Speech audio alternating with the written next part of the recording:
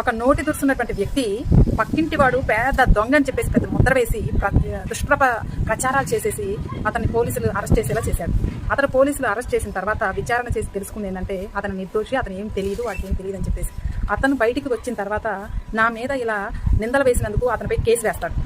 అప్పుడు కేసు వేసిన తర్వాత అతన్ని జడ్జి తీసుకొని వెళ్తాడు. అతను జైలు దగ్గర ఏం చెప్పాడంటే, నేను అతని మీద కామెంట్ చేశాను సార్, అంతే, నేను ఎవరికి ఏం హాని చేయలేదు అని చెప్పి చాలా సింపుల్గా ఈజీగా చెప్పేస్తాడు. అప్పుడు జడ్జి ఏం చెప్పాడంటే, దీనికి నేను రేపు ఆన్సర్ చెప్తాను, ముందుగా నువ్వు వెళ్ళేటప్పుడు ఏం చేస్తావంటే, నువ్వు ఈ రోజు ఎవరెవరికి ఏం చేసావో, ఏమేం పనులు చేసావో, ఎవరెవరిని ఎలా నిందించావో, ఎవరెవరిని ఏమేమి కామెంట్స్ చేసావో ఒక పేపర్ మీద రాసిన తర్వాత దాన్ని ముక్కలుగా చించి నడి రోడ్డు మీద విసిరేసి ఇంటికెళ్ళు, రేపు నా దగ్గరికి రా అని చెప్తాడు.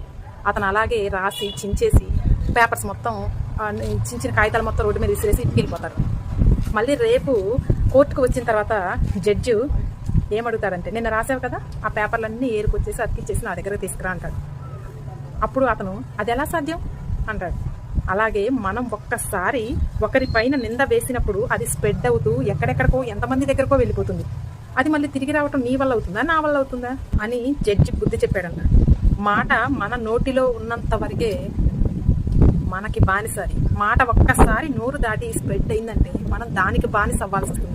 కాబట్టి నోటి దుర్సితనంతో ఎదుటి వాళ్ళని కానీ ఎవరిని కూడా దుష్ప్రచారాలు చేయకండి.